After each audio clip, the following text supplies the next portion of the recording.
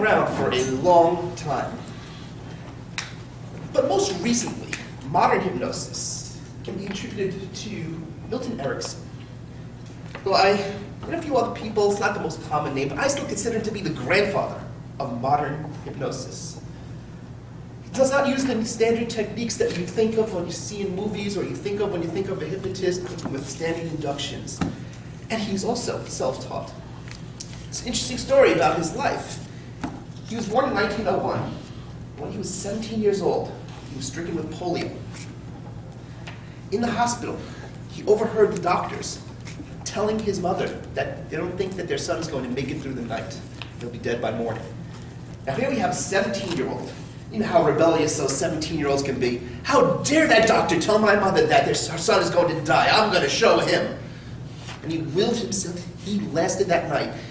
He discovered how to control his body, how to control his own thoughts. What was interesting is that through this ordeal, he was paralyzed. He could hear and he could see, but he could only move his eyes. For the longest time, attached to an iron lung, unable to move. Well, what else are you going to do to kill the time? He observed people. He observed people, what their reactions were. He observed their body language. When his sister would say yes, but she meant no. The differences between her facial expressions and the words that came out of her mouth, or the opposite when she said no but meant yes. All the things that we do, all the things that people have done around them. Watching baby sister learning to crawl, and then learning to walk. This is something he's going to have to learn how to do again himself once he gets out of this machine. He's observing how they learned, how she was able to teach herself. And through this observation, this is how he discovered hypnosis. This is his version of hypnosis, the Ericksonian hypnosis. Also, we call it the conversational hypnosis. No formal trance. Just working with the clients and with what they have and what they bring in, and just doing it through conversation.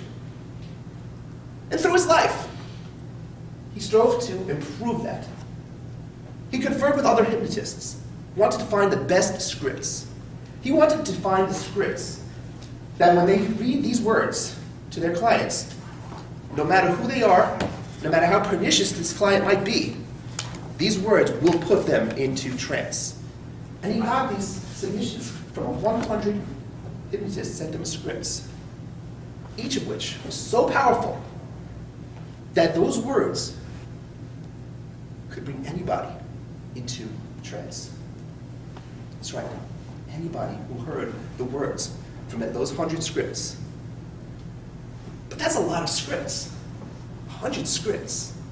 So we worked on it. He looked through them, he condensed them, compressed them. He got it down to 50 scripts. 50 scripts that if he read these, no matter who it is, they would be able to go right into a state of trance. But still, 50 is a lot of scripts.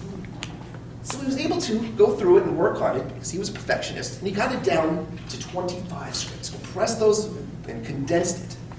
And even that was a lot.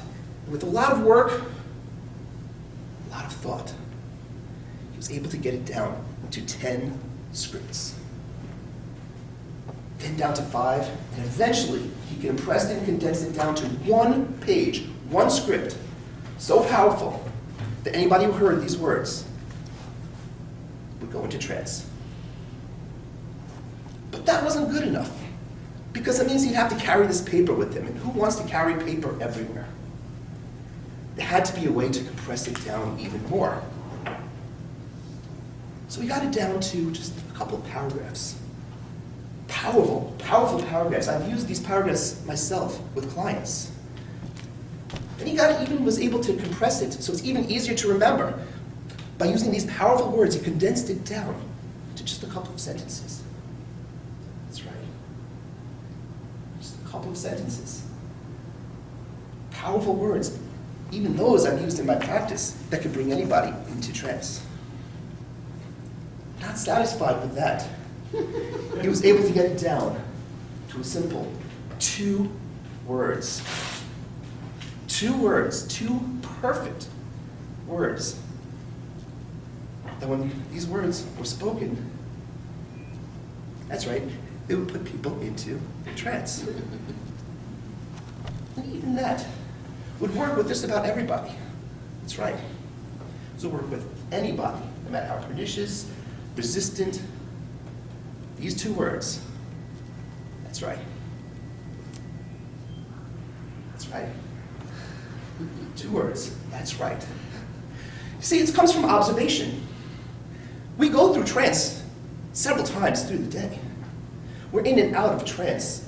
Every time we change gears, we're thinking about one thing and we switch to something, our thoughts switch to something else. We're in a state of trance. He was able to observe when somebody was going towards that state and nudge them with a, that's right.